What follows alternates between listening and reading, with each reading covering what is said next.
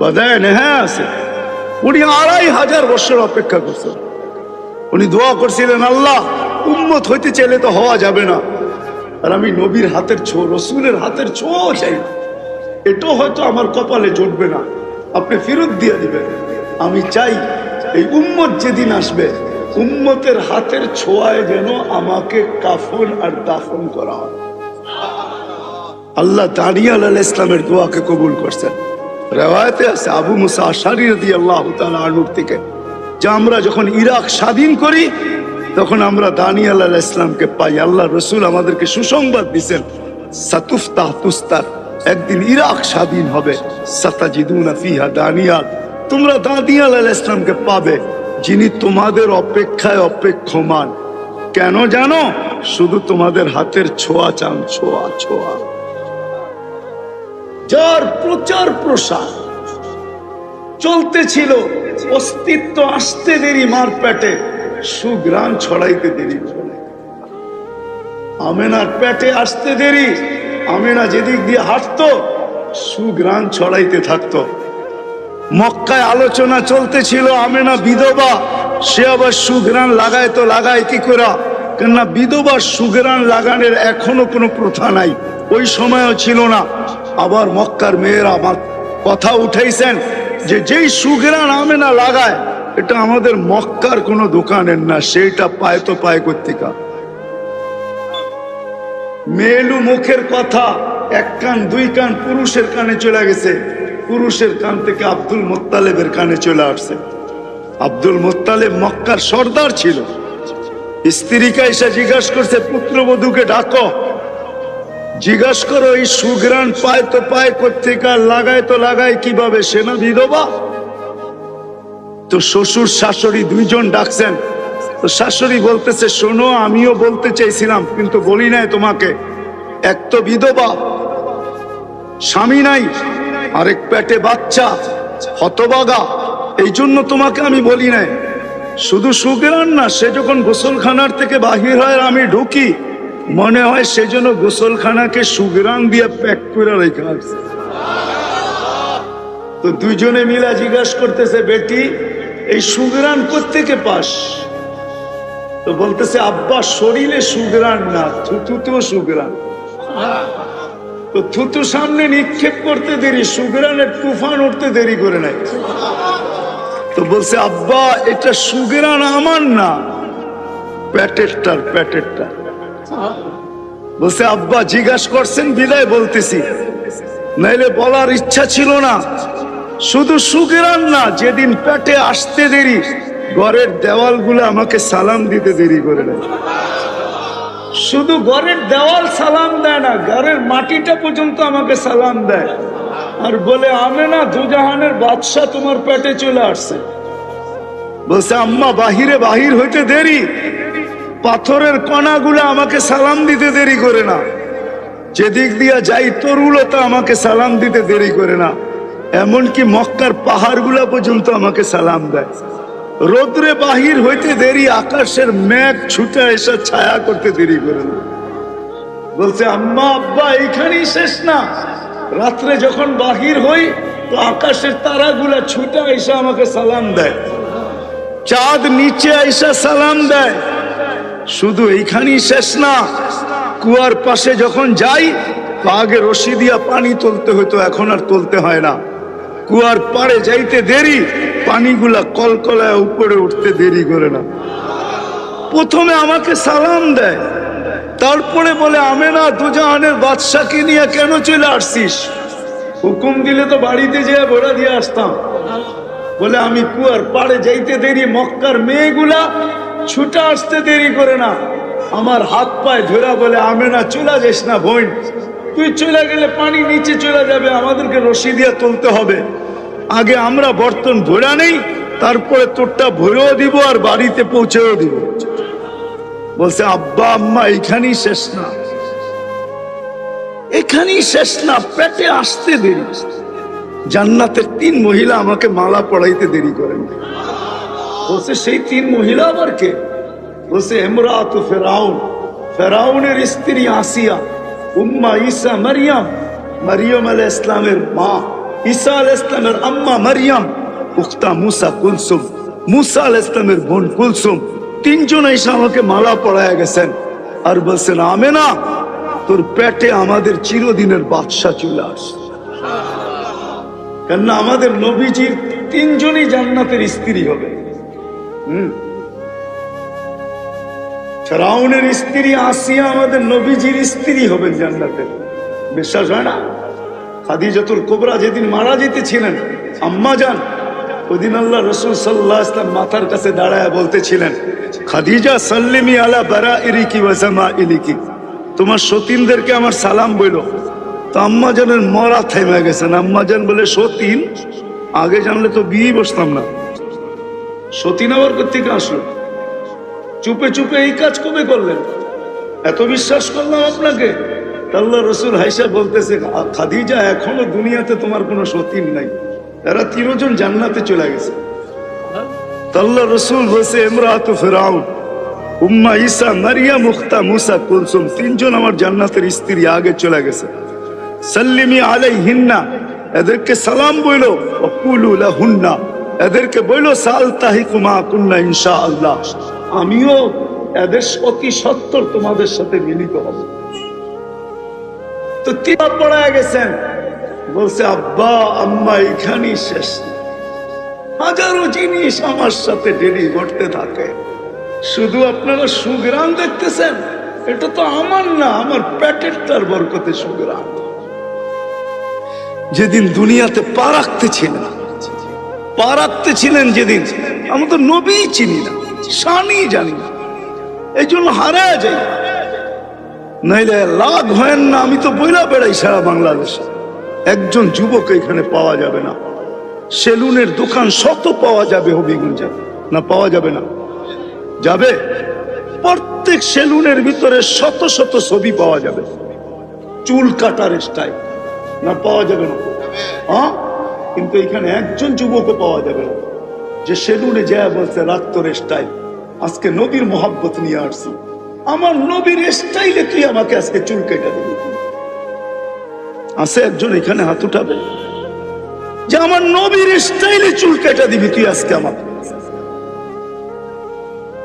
নবীর স্টাইল হয়, নবীও তো চিনলাম।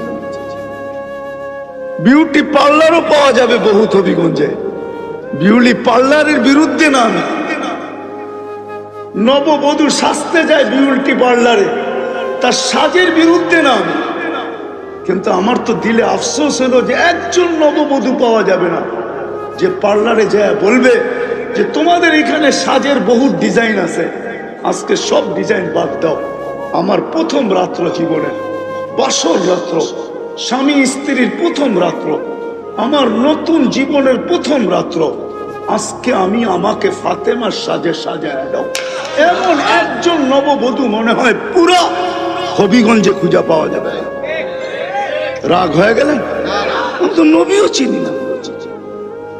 আমি নিয়ে যেতেছি আপনাকে, যেদিন দুনিয়াতে পা রাখতেছিল আব্দুর রহমান ইবনে আউফ রাদিয়াল্লাহু তাআলা আনহুর আম্মা তাই ছিলেন শেফা। শেফা নিজে বলতেছেন কাআন্নাল মিসকা ইয়াফু, দুনিয়াতে যখন আসতেছিলেন তো মার পেটে থাকাকালীন সুঘ্রাণ ছড়াইতেছিলেন, আর যখন দুনিয়াতে আসতেছিলেন তো সমগ্র জগৎটা সুঘ্রাণে মোহিত হইতেছিল। শরীরে এক বালুর কণা পরিমাণ ময়লা ছিল না, সমস্ত বাচ্চা ময়লা নিয়ে আসে, নিট এন্ড ক্লিন আসছে। মক্তু আসুররা, নাভি কাটা ছিল, কে জানি মার পেটেই কেটে দিছেন। মক্তু নান, মার পেটেই মুসলমানি হয়ে গেছেন। চাদরে রাখতে দেরি, ডাইন দিক হয়ে সেজদায় যেতে দেরি করেন, লম্বা সেজদা। আম্মা জান বলতেছিল কুলতা মা কুলতা, বেটা তুই জানি কি বলছিস, লম্বা বলছিস, আমি শুনি নাই, কান পাইতা শুনি নাই, কি জানি বলছিস তুই। আমরা তো হাক্কা বাক্কা খাইতেছিলাম যে এটা আবার কেমন বাচ্চা। লম্বা সেজদার পরে যখন উঠা বসছে আত্তাহিয়াতুর সুরতে, আর শাহাদত আঙ্গুলি উপরে উঠাইতে দেরি, সমগ্র জগৎটা আলোকিত হইতে দেরি হল। আম্মা জান বলেন এমন আলোকিত আর এমন উদ্ভাসিত, আমি পারস্য আর রুমের বড় বড় উপস্থাপনা আমার ঘরে বসে সব দেখতেছিলাম। আর চিৎকার দিতেছিলাম ওয়াইলুল্লি কুরাইশ, কুরাইশের কি হইল? ওয়াইলুল্লি বলি হাশেম, বনি হাশেমের কি হইল? সব ঘুমের ঘরে বিভোর, আমার ঘরে কি ঘটতেছে কেউ কিছু তাকায়া দেখে না। বলে আমি চিৎকার দিতেছিলাম, তুমি শাহাদত আঙ্গুলি উঠায় যে কি বলছো আমি বলতে পারি না। একটু পরে স্বাভাবিক হয়ে যখন শুয়ে পড়ছে তো বলে দৌড়ে আজ আমি কোলে নিছি। কোলে নিতে দেরি, ঘরের ছাদ ফাটতে দেরি হয় নাই। ঘরের ছাদ ফাটতে দেরি, কুয়াশা ভিতরে ঢুকতে দেরি করে নাই। আরবিতে যেটাকে কামাম বলে, ঢুকতে শুরু করছে। সারা ঘর যখন আচ্ছন্ন হয়ে গেছে তো একটু পরে আওয়াজ আসছে, গাইয়িবু হাদা তিফ, তাড়াতাড়ি এই বাচ্চাকে গায়েব করো। তুফু মাশারিকাল আরদি ওয়া মাগারিবাহা, সমগ্র জগৎ চক্কর ঘুরায় নিয়ে আসো। হাত্তা ইয়ালামাল খালকা বিইসমিহি ওয়া নাতিহি ওয়া সূরাতিহি, এই তিন শব্দ আমাকে বুঝায় যে আল্লাহ কেন অস্তিত্ব হইতে দেরি, কেন আল্লাহ উঠায় নিয়ে গেলেন, সমগ্র জগৎ কেন ঘুরায় আনলেন। আল্লাহ সমগ্র জগৎকে দেখাইতে চাইতেছিলেন যে দেখো আমি বন্ধু বানাইলাম তো বানাইলাম কিরকম।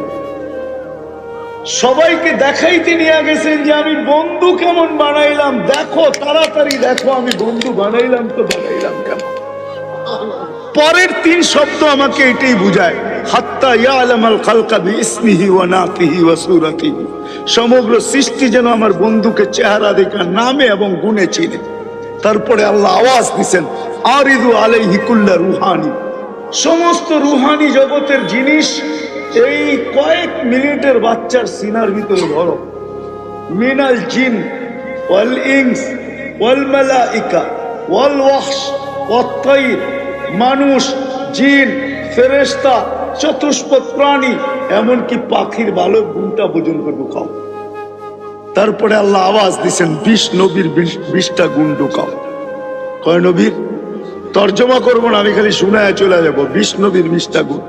আতুহু খুলুকা আদম, মারিফাতা শীশ, সুজাআতা নূহ, খুল্লাতা ইব্রাহিম, লিসানা ইসমাইল, রিদা ইসহাক, ফাসাহাতা সালেহ, হিকমাতা লূত, বুশরা ইয়াকুব, জামালা ইউসুফ, সবর আইয়ুব, তাআতা ইউনুস, জিহাদা ইউশা, সৌতা দাউদ, হুব্বা দানিয়াল, ওয়াকারা ইলিয়াস, সুহুদা ঈসা, কুওয়াতা মূসা, হাইবাতা সুলাইমান, ওয়া ইলমাল খিদির। উপর থেকে আওয়াজ আসছে, নবী 20 জন না, রসুলই তো 312 জন, নবী 1.25 লক্ষ। আল্লাহ জবাব পাঠাইছেন, অগমিদুহু ফি জামি আখলাকিন নবিয়্যিন, সমস্ত নবীদের আখলাকের ভিতরে এই বাচ্চাকে ডুবায়া যাও। একটু পরে ফেরত দিয়া গেছেন, আমেনা কোলে নিয়ে কাঁদতেছিল। সবাই ছুটে আসছে, আমেনা কাঁদিস কেন? আব্দুল্লাহ নাই। আরে আব্দুল্লাহ নাই, আব্দুল্লাহ থাকলে কি হইতো? এতক্ষণে তো খেলনা চলে আসতো, আব্দুল্লাহ তো নাই, খেলনাকে নিয়ে আসবে। আমার মনে হয় আল্লাহ চলে আসছিলেন, কানে কানে বলতেছিলেন, আমেনা কাঁদিস না, আব্দুল্লাহ নাই তো কি হইল? সন্তান তোমাদের হইতে পারে কিন্তু বন্ধু তো আমার। আব্দুল্লাহ খেলনা আনলে আর কোথেকে আনবে? মক্কার বাজার থেকে। কাঠের, লাকড়ি, লোহা, মাটি, পাথর, এলাস্টিক, প্লাস্টিক, ডুবতে দাও সূর্য, আমি চাঁদকে খেলনা বানায় পাঠায় দিব। আবু তালেব বলে সূর্য ডুবতে দেরি, বাহিরে চকিতে শোয়াইতে দেরি করি নাই। বাদাল কামরু আইয়াদরু, শোয়াইতে দেরি, চাঁদ দ্রুত গতিতে নিচে আসতে দেরি করে নাই। যখন মাথার উপরে চলে আসছে তো আমি একটা চিৎকার দিয়া ফেলছি, খাসিতু আইয়াকা আলাই, তোমার উপরে পড়া না যায়, কিন্তু দেখি তোমার মাথার কাছে এসে থেমে গেছে।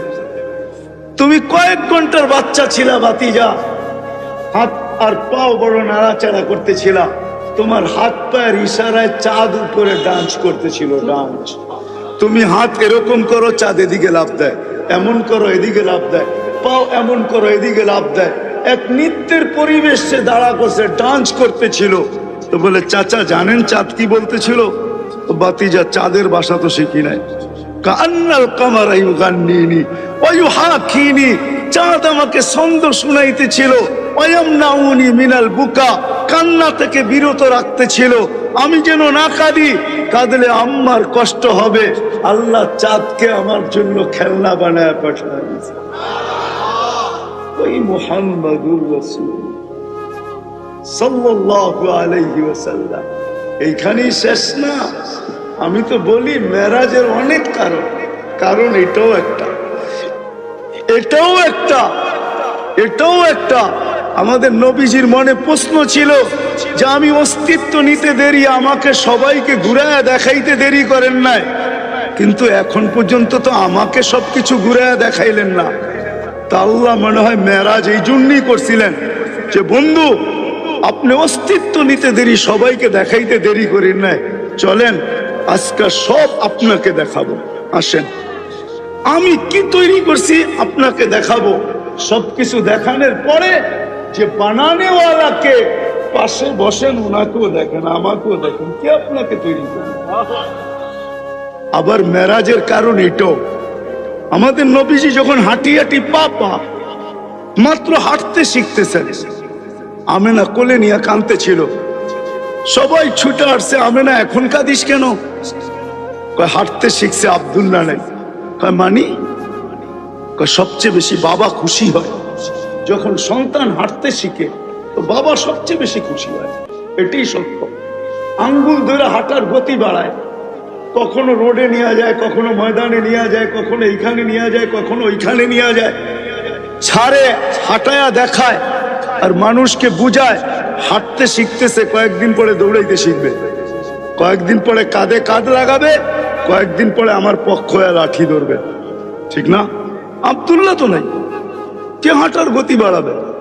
কোরআন আমাকে বলে আল্লাহ যেন ছুটা চলে আসছে, আর কানে কানে বলছেন আমেনা কাঁদিস না, সন্তান তোদের হইতে পারে, বন্ধু তো আমার। আব্দুল্লাহ নেই তো কি হলো? আব্দুল্লাহ হাঁটাইলে আর ঘুরাইলে কোথায় ঘুরাবে? মক্কার অলিগলি ঘুরাবে। দূরে নিয়ে গেলে দুটাই মেলা মক্কায় হয়, ওকাজ আর মাজান্না, ওইখানে নিয়ে যাবে। আর বেশি দূরে নিয়ে গেলে নানার বাড়ি মদিনা মুনাওয়ারায়, আসতে দে ঘুরার সময় আমি রব চলে আসবো। হুয়াল্লাযী আসরা বিআবদিহি লাইলাম মিনাল মাসজিদিল হারাম।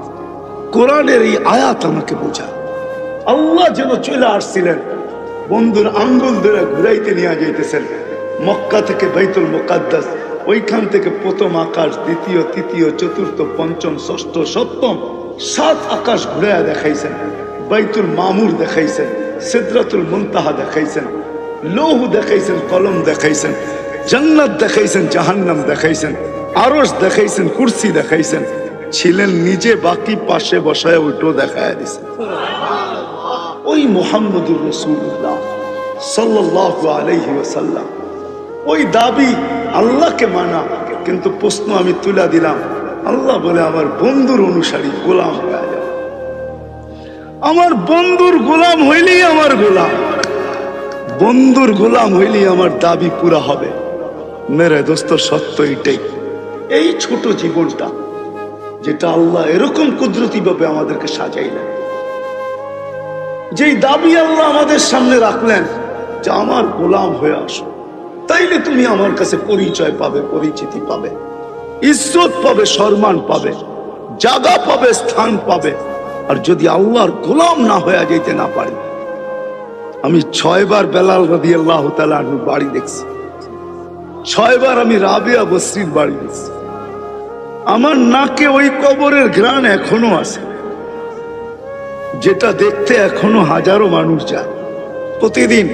পুরা কবর প্যাক করা, শুধু একটা ছিদ্র রাখা আছে, ওইখান দিয়ে যে সুঘ্রাণ বাহির হয়, সেটা ফেরাউনের বাড়ির কিতদাসী।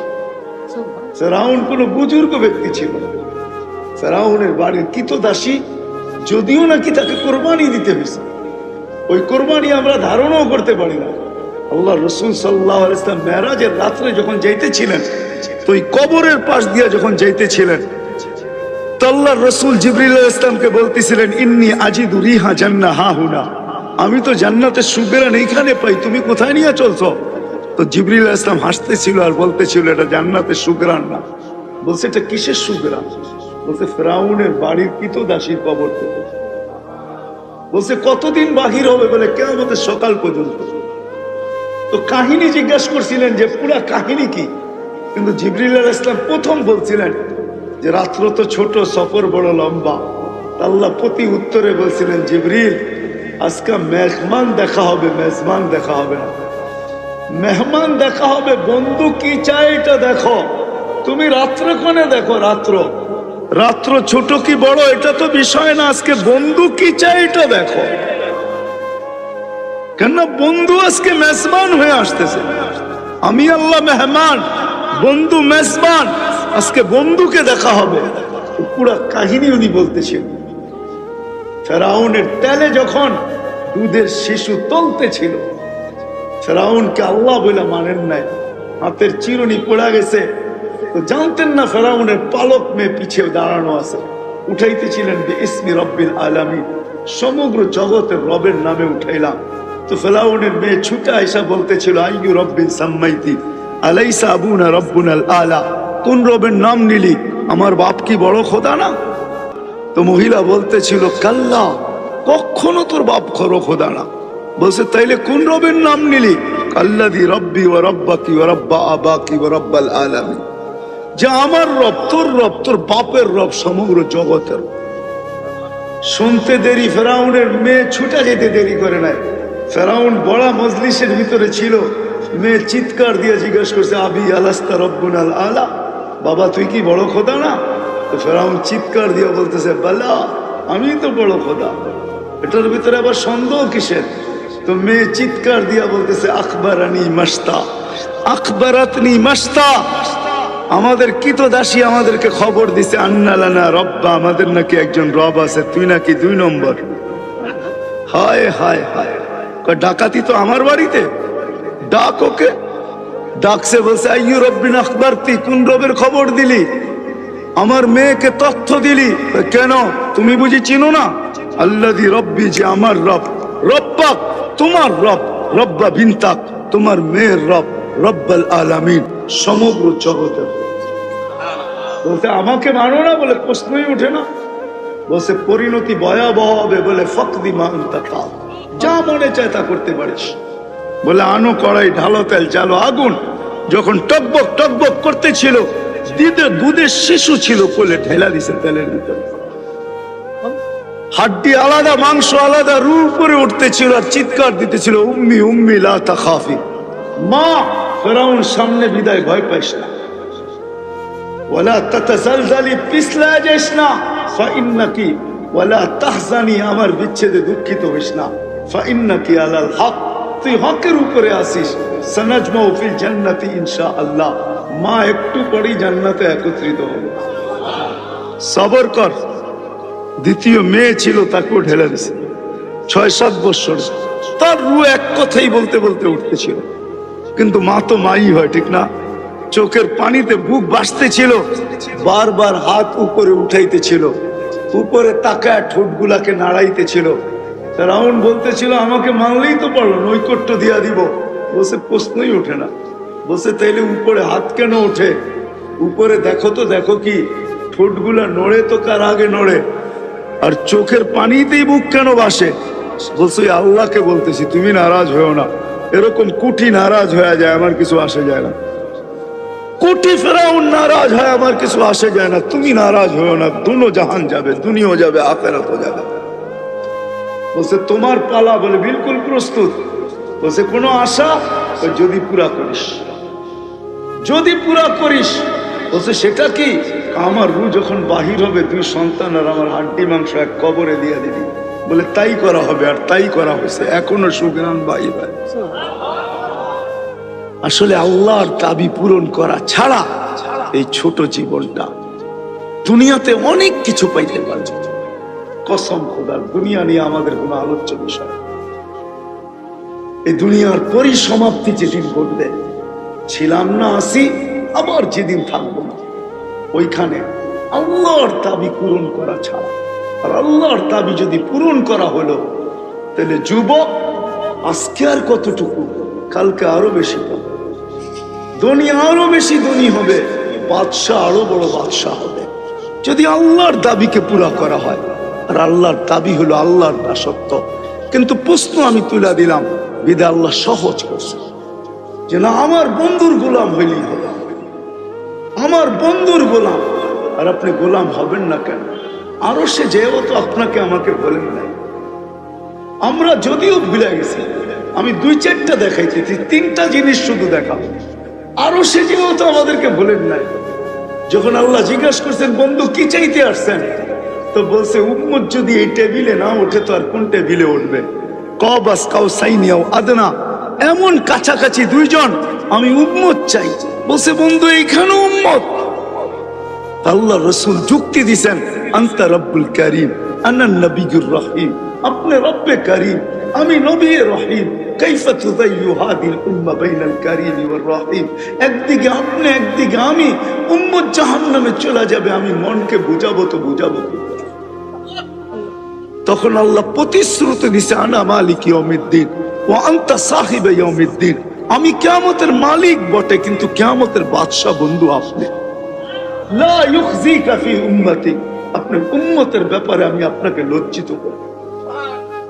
দুনিয়ার থেকে যেদিন বিদায় নিতেছেন, চলে যেতেছেন দুনিয়ার থেকে, চোখে পানি, যদিও নয় ঘরের ভিতরে কোনো খাওয়া নাই, হাসান হোসাইন ক্ষুধার্ত, আলী ফাতেমা ক্ষুধার্ত, আম্মা জান আয়েশা রাদিয়াল্লাহু তাআলা আনহা বলতেছেন এতটুকু ক্ষুধার্ত আমরা ছিলাম যে আমাদের ঘরে যদি বাতি জ্বালানোর তেল থাকতো তো খিদা নিবারণের জন্য পান করে আনিতাম। হবিগঞ্জের মানুষ একটু ধারণা করেন কতটুকু ক্ষুধার্ত ছিলেন। কিন্তু নয় ফ্যামিলির জন্য না, হাসান হোসাইনের জন্য কতটুকু প্রিয় পাত্র ছিল হাসান হোসাইন জানেন না? লম্বা হইলেও একটু বলতে বাধ্য, একদিন দুই না, আল্লাহ বলবে বসেন, বলছে উম্মতকে ওয়াদা দিয়ে আসছে হাউজে কাউসারে সাক্ষাৎ করার জন্য। এইখানে বসলে হাউজে কাউসারে যাবে তো যাবে কে? উম্মতকে নিজের হাতে পানি পান করাবে তো করাবে কে? আল্লাহর রাসূল আমাদেরকে নিজের হাতে পানি পান করাবে, আর পানি পান করায় বলবেন লা তাজমান বাদাহা আবাদ, আর কোনোদিন পিপাসা তোমাকে ছুঁবে না। শুধু ওইখানে দাঁড়ায় থাকবেন না, পুলসিরাতের মিজানের ওইখানে চলে যাবেন, আমলনামা সামনে ঝুঁকবে না, তো ওইখানে দাঁড়ায় চিৎকার দিয়া বলবেন আমা কুলতালি সাউফা ইউতিকা রাব্বুকা ফাতারবা, আপনি কি আমাকে বলেন না রাজি করবেন? উম্মতের পাল্লা সামনে ঝুঁকে না, রাজি হব তো হব কি করে? আবার দৌড়াবেন পুলসিরাতে, যখন উম্মত ফাইসা যাবে তো দুরুদের গাঠি যেটি আমরা আজকে পড়ি দুনিয়াতে, দুরুদ আল্লাহর রাসূলের কি কাজে আসবে? আমাদেরই কাজে আসবে। দুরুদের গাঠটি উঠাবেন, হায় হায়, ইমাম কর্তুবী লেখছেন ছুটতে থাকবেন দুরুদের গাঠটির জন্য।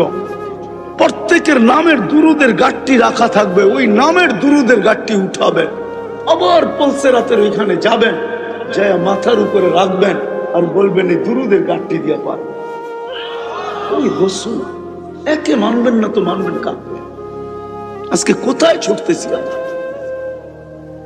আল্লাহর দাবি পূরণ করা ব্যতীত আল্লাহর কাছে পরিচয় পরিচিতি পাওয়া যাবে না। আর আল্লাহর দাবি পূরণ হওয়ার জন্য মুহাম্মদুর রাসূলুল্লাহ সাল্লাল্লাহু আলাইহি ওয়াসাল্লামের গোলামি ছাড়া বিকল্প কোনো রাস্তা নেই। আল্লাহর রাসূলের গোলামি একমাত্র রাস্তা। এই জন্যই তো আমি বলি, এই জন্যই তো বলি যে যুবক যদি একদিনও আল্লাহর রাসূলের স্টাইলে চুল কাটত, তাইলেও তো জীবনে একটা বলা যেত যে আল্লাহর রাসূলের আদর্শ মতো আমি একদিন চুল কাটছি। হইতে পারে একদিনের চুল কাটা আমাকে জান্নাতে নিয়ে যাবে, কারণ আল্লাহর রাসূলের আদর্শ, আল্লাহর রাসূলের জিন্দেগি, আল্লাহর রাসূলের সুন্নাত, আল্লাহর রাসূলের তরিকা, আল্লাহর রাসূলের মতো চলা, আল্লাহর রাসূলের মতো খাওয়া, আল্লাহর রাসূলের মতো ঘুমানো, এটাই আল্লাহর কাছে প্রিয়। আর শুধু প্রিয় না, হায় হায়, এটাই একমাত্র আল্লাহর দাবি পূরণের একমাত্র রাস্তা। এই জন্য যদি নিজেকে এই ছোট জীবনটায় মূল্যায়ন পাইতে চাই আল্লাহর কাছে, তাহলে আল্লাহর রাসূলের তরিকা ছাড়া বিকল্প কোনো রাস্তা নেই, আল্লাহর রাসূলের আদর্শ ছাড়া বিকল্প কোনো রাস্তা নেই। আল্লাহর রাসূলের আদর্শ পাক্কা ওয়াদা করি আজকের থেকে যে আল্লাহর রাসূলের আদর্শ শিখ। হ্যাঁ, সর্বশেষ কথা, আল্লাহর রাসূলের আদর্শ যদি এখন হবিগঞ্জের মানুষ আমাকে প্রশ্ন করে, আল্লাহর রাসূল তো 1433 বছর দুনিয়ার থেকে চলে গেছে, ওনার আদর্শ পাবো তো পাবো কোথায়? ঠিক না? এই জন্যই অলিপুরি সাহেব বলতেছিলেন আল্লাহর রাসূলের আদর্শ কিয়ামতের সকাল পর্যন্ত কিছু লোককে আল্লাহ নির্বাচিত করছেন, ওয়াআওরাসনাল কিতাবাল্লাযীনা ইসতাফাইনা মিন ইবাদিনা। কিছু লোককে আল্লাহ নির্বাচিত করতে থাকবেন, যাদেরকে উলামা বলে। উলামা এরা আকাশে সিলেক্টেড, জমিনে ইলেকশনের মাধ্যমে না, আল্লাহর সিলেকশনের মাধ্যমে এরা আরশে ইলাহির থেকে সিলেক্টেড।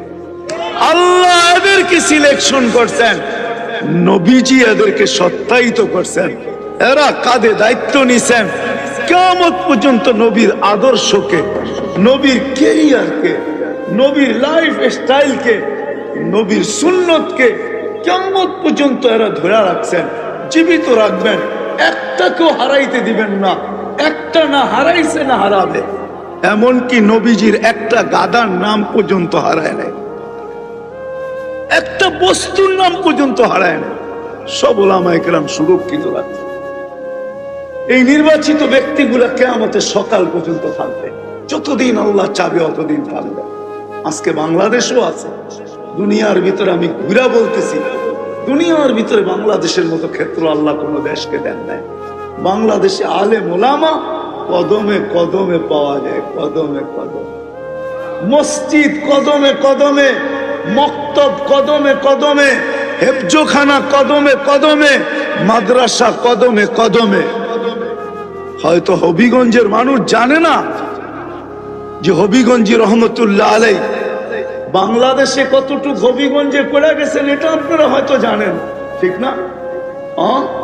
জয়া দেখেন উনি আমেরিকাতে কি করে আসছে, কত মসজিদ ওনার হাতে তৈরি হয়েছে, কত না কত শত তৈরি হয়েছে, কত শত মাদ্রাসা ওনার হাতে তৈরি হয়েছে। আমি চোখে দেখা বলতেছি, শুনা মুইনা না। আমি তো গত অক্টোবরের 23 তারিখে আসলাম আমেরিকা থেকে। এটা আমার ৫ম বার ছিল। আরো যাব, আরো আশা রাখি শুনবো। এই জন্য উলামায়ে কিরাম কিয়ামতের সকাল পর্যন্ত নবীর আদর্শ নিয়ে আমাদের ভিতরে থাকবে যতদিন আল্লাহ চান।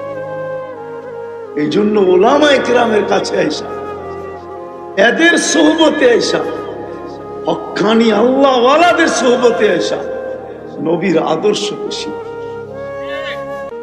এক সময় ছিল কনসিডার ছিল না। আল্লাহ রসুল সাহাবায়ে কেরাম বলছে 10 ভাগ ছাড়লেও তোমরা ঠিকানায় পৌঁছতে পারবে না, কিন্তু একটা দিন আসবে আমার উম্মত যদি 10 ভাগের উপরও আমল করে তারপরে 100 নাম্বার পেয়ে পাস করবে। এই জন্য সবার কাছে দরখাস্ত, আসেন এই মাদ্রাসাগুলোর সাথে। এই জন্য আমার বন্ধুর গোলাম হয়ে যাও। আমার বন্ধুর গোলাম তো আমার গোলাম, আমার বন্ধুর গোলাম হও। সে তো তোমাদের ভিতর থেকে কোন বন্ধু? মুহাম্মদুর রাসূলুল্লাহ সাল্লাল্লাহু আলাইহি ওয়াসাল্লামের গোলাম হয়ে যাও। তো কোরআন আরেক জায়গায় বলতেছে মান আতা আর রাসূল ফাকাদ আতা আল্লাহ। যে আল্লাহর রাসূলের গোলাম সে আল্লাহর গোলাম। কোরআন আরেক জায়গায় বলতেছেন ওয়াইন তুতিউ তাহতাদু। আমার বন্ধুর গোলাম হইতে দেরি, আমরা হেদায়েতের মালা তোমাদের গলায় পরায় দিতে দেরি করব। তাইলে আল্লাহ যেন প্রশ্নকে মেনে নিছেন আর আমাদের জন্য সহজ করছেন যে আল্লাহ তোমাকে পাবো তো পাবো কি করে, তোমার অনুগত্য হব তো হব কি করে, তোমার গোলাম হব তো হব কি করে। আল্লাহ বলে সহজ করে দিলাম, আমার বন্ধুর গোলাম হয়ে যাও। আসেন এবার কোন বন্ধু, একটু ওইদিকে নিয়ে আসি আপনাদের। কোন বন্ধু? মানুষ যতক্ষণ পর্যন্ত অস্তিত্ব লাভ না করে ততক্ষণ পর্যন্ত মানুষের না পরিচয় হয় না পরিচিতি হয়। পরিচয় হয় না, পরিচিতিও হয় না। কিন্তু ওই বন্ধু যার পরিচয় পরিচিতি, আপনারা তো ছোট একটা সম্মেলন করছেন। আমি তো ভাবছিলাম যেরকম বড় সম্মেলনের কথা বলতেছিল, ভাবতেছিলাম ময়দান মনে হয় বিশাল হবে আর হবিগঞ্জের সমস্ত মানুষই মানে আজকে ভাঙ্গা পড়বে, ঠিক না? কিন্তু আল্লাহ কিন্তু 2টা সম্মেলন করছেন। কয়টা? কয়টা? 2টা সম্মেলন। আরশের নিচে একটার ভিতরে আমরা ছিলাম, আর সম্মেলন কয়েক মিনিটের ছিল। আল্লাহ প্রশ্ন করছেন আলাস্তু বিরাব্বিকুম, আমি কি তোমাদের রব নই? রুহের জগতের সম্মিলন। আমরা বলছি বালা, সম্মিলন শেষ। দ্বিতীয় সম্মিলনে আমরা ছিলাম না, শুধু নবী আর রসুলরা ছিলেন, আল্লাহ বক্তা ছিলেন। আলোচ্য বিষয় আমাদের নবীজির শান ছিল। শান, শান চিনেন? আমাদের নবীজির শান ছিল। শান, শান ছিল শুধু। আল্লাহ নবী রসুলদেরকে ডাইকা বলছিলেন, যখন আমি তোমাদেরকে নবুয়ত দিব এবং রিসালাত দিব, সুম্মা ইয়াতিকুম রাসূল, তারপরে আমার রসুল আসবে। কিন্তু আল্লাহকে যদি প্রশ্ন করি, আল্লাহ রসুল তো 313 জন, এটা আবার কোন রসুল? রসুল কিন্তু 313 জন, নবী 1.25 লক্ষ। আল্লাহ নিজেই বলতেছেন নবী 313 জন বটে, কিন্তু শব্দে রসুল এটা আমি একজনের জন্য ব্যবহার করছি, আর কারো জন্য না। যদিও শব্দটা আমি তৈরি করছি, কিন্তু তৈরি করে আমি এটাকে শোকেজে রেখে দিছি। নবী 300, রসুল 313 জন আসছে বটে, কিন্তু কারো জন্য আমি এটা ব্যবহার হইতে দিই নাই। 312 জন পর্যন্ত ব্যবহার হয় নাই। দুই একটা উদাহরণ দিলে দেখা যাবে। ইব্রাহিম আলাইহিস সালাম রসুল, মুসা আলাইহিস সালাম রসুল, ঈসা আলাইহিস সালাম রসুল, আদম আলাইহিস সালাম রসুল, ইসমাইল আলাইহিস সালাম রসুল, এরা সব রসুল, কিন্তু কারো কলেমার ভিতরে শব্দে রসুল নেই। আদম সফিউল্লাহ, কলেমা প্রথমটা তো সব জায়গায় ঠিক আছে, লা ইলাহা ইল্লাল্লাহ। আদম সফিউল্লাহ, ইব্রাহিম খলিলুল্লাহ, মুসা কালিমুল্লাহ, ঈসা রুহুল্লাহ, ইসমাইল জবিউল্লাহ। দ্বিতীয়টা চেঞ্জ, কারোটার ভিতরে শব্দে রসুল নেই। আল্লাহ এটাকে গচ্ছিত রাখছেন। যেদিন আমাদের নবীজি দুনিয়াতে পা রাখছেন, আল্লাহ যেদিন নবুয়তের ঘোষণা দিছেন, ওই দিন ওই শব্দকে ফিট করছেন, লা ইলাহা ইল্লাল্লাহ মুহাম্মাদুর। আল্লাহ বলে রসুল দ্বারা আমার বন্ধু, আমার বন্ধু উদ্দেশ্য, আর কোন রসুল না। উনি যেই দিন আসবে তোমরা ঈমান আনবে, ওনাকে সাহায্য করবে। তো নবী রসুলরা বলছে অবশ্যই ঈমান আনবো এবং সাহায্য করবো। শুধু সেমিনার করেন না, মানুষের প্রচার প্রসারের একটা সময় নির্ধারিত থাকে। ইলেকশনের তফসিল ঘোষণা হইলেই তো একটা সময় থাকে, ওই দিন থেকে ওই দিন পর্যন্ত প্রচার প্রসার চলবে, ঠিক না? কিন্তু আমাদের নবীজির প্রচার প্রসার সমগ্র সৃষ্টিরও 1000 বছর আগের থেকে শুরু হয়েছে। কতদিন? 1000 বছর আগের থেকে। সূরা ইয়াসিন আল্লাহ 1000 বছর আগে তেলাওয়াত করছেন।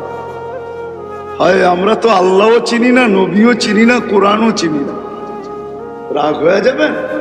হ্যাঁ, এই মজলিসে বহুত মানুষ আছে কোরআন পড়তে জানে না, আছে না? হ্যাঁ, আপনি পড়তে জানেন না, আমার কোনো আপত্তি নেই, কিন্তু বহুত মানুষ এখানে পাওয়া যাবে সারা বৎসরে একবারও কোরআনটাকে উঠায়া মোহাব্বতের সাথে একটা চুমা পর্যন্ত দেয় না। সারা বৎসর যুবকদের পায়ে হাত রেখা বলি, রাগ হয়ে যাবে না।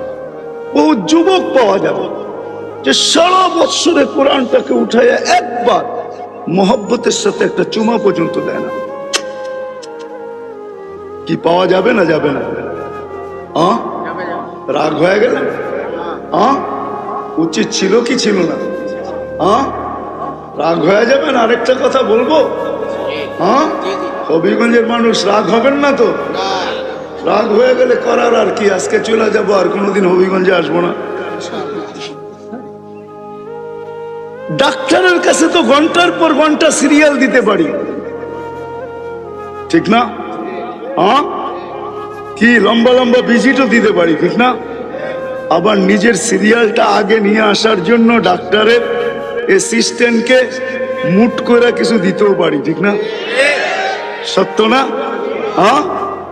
কিন্তু একটা দিনও তো এরকম পারি না বৎসরের ভিতরে যে কোরআনটা বুকের ভিতরে চেপা ধরলাম, মহব্বতে একটা চুমা দিলাম, আর বললাম, মালিক শুনছি কোরআনের ভিতরে নাকি শেফা আছে, তোর কালাম শেফা দিয়া করবে তো করবে কি? তোর কালামের তো শেফার প্রয়োজন নাই, আল্লাহর কালাম সে আবার শেফা দিয়া করবে তো করবেটা কি? যুক্তি তো এটাই বলে, ঠিক না? সে শেফা দিয়ে কি করবে? ও মালিক, কালাম তোর, বান্দা আমি, তো তোমার বান্দা আমি, কালামও তোমার। কালাম শেফার কোনো প্রয়োজন রাখে না। আমি তোমার বান্দা, আমি কদমে কদমে শেফার প্রয়োজন রাখি, আরোগ্যতার প্রয়োজন রাখি। ও মালিক, কোরআনের শেফাটা আমার ভিতরে স্থানান্তর করেন না। এই মজলিসে তো একজনও হবে না যে জীবনে একবার এতটুক বয়সে একবার কোরআনটাকে এইভাবে বুকে চেপে নিয়ে বলছি। কেউ কি হাত উঠাইতে পারবেন? উচিত তো ছিল। এই জন্য কোরআনও চিনি না, আল্লাহও চিনি না, আবার আল্লাহর রসুলও চিনি না। আমাদের নবীজির প্রচার প্রসার সৃষ্টিরও 1000, সমগ্র সৃষ্টির 1000 বছর আগে। আমাদের কোরআনও এর আগের থেকে ছিল, নাহলে সূরা ইয়াসিন আল্লাহ তেলাওয়াত করলেন তো করলেন কোত্থেকে? বোঝা গেল কোরআনও ছিল। আর ইয়াসিন আমাদের নবীজির 10টা নামের ভিতর থেকে একটা নাম। আল্লাহ নিজে 10টা নাম রাখছেন, তার ভিতরে একটা সূরা ইয়াসিন। আল্লাহ তেলাওয়াতের পরে বলতেছেন ইয়াসিন, ডাক দিছেন আল্লাহ বন্ধুকে, তারপরে কসম খাইতেছেন আল কোরআন হাকিম, কোরআনে হাকিমের কসম। তারপরেরটা আমি বুঝাইতে চাইতেছি, ইন্নাকা লামিনাল মুরসালিন। আরবি গ্রামার আমাকে বলে মনে হয় আমাদের নবীজি ওইখানেই বসা ছিল, নাইলে আল্লাহ ইন্নাকা বললো তো বললো কি করে? আরবি গ্রামার মতে ইন্নাকা ওই ব্যক্তিকে বলা চলে যে সামনে উপস্থিত বসা, নাইলে ইঙ্গিত করা যায় না। মনে হয় আমাদের নবীজি ওইখানেও ছিলেন, ওই সময় বসা ছিলেন, নাইলে আল্লাহ ইন্নাকা বললেন তো বললেন কি করে? ইন্না হু বলা দরকার ছিল। আল্লাহ তো গ্রামারে ভুল করতে পারে না, আমরা পারি, ঠিক না? কি মনে করেন আপনারা? মনে হয় নবীজি ওইখানেই বসা ছিলেন। প্রচার প্রসার চলতে চলতে চলতে চলতে চলতে সর্বশেষ রসুল পর্যন্ত। এই জন্যই তো কোরআন বলে মুহাম্মাদুর রাসূলুল্লাহ ওয়াল্লাযীনা মাআহু আশিদ্দাউ আলাল কুফার রুহামাউ বাইনাহুম তারাহুম রুকআন সুজদান ইয়াবতাগুনা ফাদলান মিনাল্লাহি ওয়া রিদওয়ানা সীমাহুম ফি উজুহিহিম মিন আসারিস সুজুদ যালিকা মাসালুহুম ফিত তাওরাত ওয়া মাসালুহুম ফিল ইনজিল। কোন এরকম কিতাব যায় না, কোন এরকম নবী যায় না। মনে উঠলো এই জন্য আপনাদেরকে বলতেছি, হায় হায়, নবীর উম্মত হওয়ার জন্য পর্যন্ত নবীরা চোখের পানি ঝরাইছে। আরে উম্মত তো দূরের কথা, দানিয়াল আলাইহিস সালাম এক নবী ছিলেন, যিনি 2500 বৎসর মৃত্যুর পরেও অপেক্ষা করছেন আমাদের নবীজির হাতের ছোঁয়া না, উম্মতের হাতের ছোঁয়া পাওয়ার জন্য। উম্মতের হাতে, আপনার আমার হাতের ছোঁয়া পাওয়ার জন্য। আমি 4টা জিনিস বলবো, যদি নবীর আদর্শে আদর্শবান হইতে চান তাহলে 4টা জিনিসের সাথে নিজের সংযুক্ত, নিজেকে সংযুক্ত করবেন তো ইনশাআল্লাহ। কে কে ওয়াদা করতে পারেন? পাক্কা? আল্লাহ কবুল করুক। সর্বপ্রথম মসজিদের সাথে আমি আমার অগাধ সম্পর্ক জড়ব। কিসের সাথে? কিসের সাথে? মসজিদের সাথে। কেন আল্লাহ রসুল দুনিয়াতে আসতে দেরি, আমাদেরকে মেসেজ দিতে দেরি করেন না। সেজদা মানে কি? মেসেজ, নামাজ, আল্লাহর ঘরের সাথে সম্পর্ক। দ্বিতীয় দিনী মাদারেসের সাথে সম্পর্ক, দিনী মাদ্রাসার সাথে সম্পর্ক। তৃতীয় আলেম ওলামাদের সাথে সম্পর্ক, আলেম ওলামাদের সাথে সম্পর্ক। কিন্তু এখানে একটা কথা বলবো, আপনি আলেম ওলামাদের সাথে সম্পর্ক, ভালোবাসা, উঠা বসা, চলা ফিরা, খাওয়া লাওয়া যদি আপনি নাও করতে পারেন, তাহলে আপনার পায়ে হাত রেখে বলবো কোনোদিন আঙ্গুল উঠান। আঙ্গুল যদি আপনি উঠাইলেন, হয়তো আজকে কিছু হবে না বা কিছু বলবো না, কিন্তু কিয়ামতের দিন আপনাকে অবশ্যই জিজ্ঞাসা করবো আপনাকে জরিমানা কতটুকু দিতে হলো। ওই দিন অবশ্যই জিজ্ঞাসা করবো যে আপনাকে মাসুল কতটুকু দিতে হলো। আপনি চলতে পারেন না, তাতে কিছু আসে যায় না, কিন্তু দয়া করে পায়ে হাত রাখি, আঙ্গুল উঠায় না। আর পঞ্চম, হক্কানি আল্লাহ ওয়ালাদের সোহবতে আসা। এদের সোহবতে। এই চারি জায়গার সাথে যদি আপনার সম্পর্ক হয়, মসজিদ, দ্বীনি মাদারিস, হক্কানি উলামায়ে কেরাম, হক্কানি আল্লাহ ওয়ালা, চার জিনিসের সাথে যদি আপনার সম্পর্ক হয়, ইনশাআল্লাহ সুম্মা ইনশাআল্লাহ দিন গড়াইতে থাকবে, আপনি নবীর আদর্শে আদর্শবান হইতে থাকবেন ইনশাআল্লাহ। পুরা না হইল ইমানের সাথে দেখা যাবে এতটুক আদর্শ যদি আপনি নিয়ে যেতে পারেন, একটা আদর্শ নিয়েও যদি কবরে বসতে পারেন, বিশ্বাস, আমি বিশ্বাস করি এক আদর্শ আপনাকে জান্নাতে পৌঁছাবে। করবেন তো পাক্কা ওয়াদা? হ্যাঁ।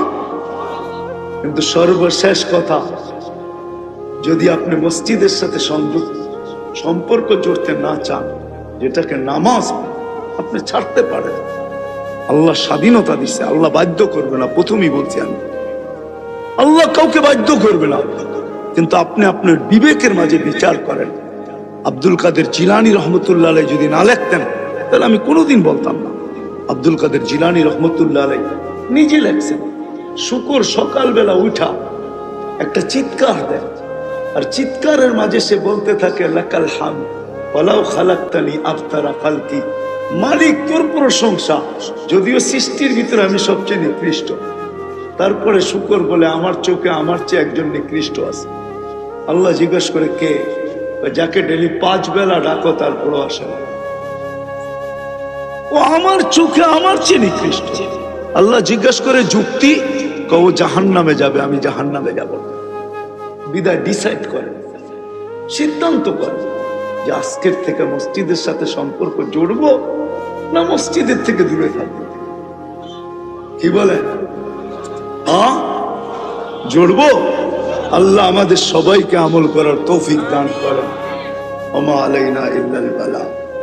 সর্বশেষ একটা কথা, সিলেটে আসলে আমি দেখতে থাকি সব জায়গায়, প্রচুর আসি তো, এই কথাটা বলতে আমাকে বাধ্য করে, যদিও আমার সামনে চান্দা করা হইতেছিল, কিন্তু প্রত্যেক স্টেজে একটা বক্স থাকে এরকম। মাশাআল্লাহ আপনারা অনেক দিছেন, সামনে রমজান আসতেছে। এগুলো একটা আধ্যাত্মিক পরিবেশ। বাংলাদেশের ভিতরে যতগুলা মক্তব, মাদ্রাসা, হেফজোখানা, মসজিদ, মার্কাজ, এই 5টা জিনিস হলো আমাদের দেশের আধ্যাত্মিক কি পরিবেশ। যেই পরিবেশগুলোর কারণে বাংলাদেশে বিপর্যয়ের ঢোল বাজে, কিন্তু কোনো বিপর্যয় ঘটে না। আপনি করোনা নিয়ে বাংলাদেশে যতটুকু বিপর্যয়ের ঢোল বাজছে, বাংলাদেশে অতটুকু বিপর্যয় হয়েছে নাকি? বরং দুনিয়ার আজ পর্যন্ত কোনো উন্নত দেশও দেখাইতে পারে নাই একটা দিন যে একজনও মারা যায় না। কিন্তু ডিসেম্বর বাংলাদেশে 2 সপ্তাহ দেখাইছে একজনও মারা যায় না। বাংলাদেশে শতবার ভূমিকম্প আসছে, কিন্তু কোনো বিপর্যয় ঘটে নাই। বাংলাদেশে 10 নম্বর মহাবিপের সংকেতের ফ্ল্যাগও উড়ানো হয়েছে, কিন্তু কোনো বিপর্যয় ঘটে নাই। কারণ কি জানেন? আমার বিবেক বলে বাংলাদেশের দিকে দুর্যোগ আসে, কিন্তু বল যেরকম দেওয়ালে বাড়ি খেয়ে পিছের দিকে ফিরা যায়, বা ডাইনে যায় বা বামে যায়, দুর্যোগ আসে শুধু এক আধ্যাত্মিক পরিবেশের কারণে। এই দেশের জমিনের সাথে বাড়ি খায়া হয়তো ডাইনে যায়, নাইলে বামে যায়, নাইলে পিছে যায়।